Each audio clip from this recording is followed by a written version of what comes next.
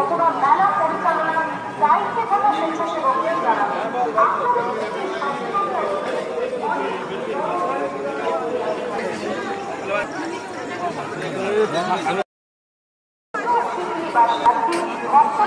এবং দর্শনার্থীদের জানায় শ্রীনিবাস গ্রাম পঞ্চায়েত ও কৃষকের প্রশাসনের পক্ষ থেকে আন্তরিক প্রীতি শুভেচ্ছা ও অভিনন্দন। শৃঙ্খল রাখতে আপনাদের সহযোগিতা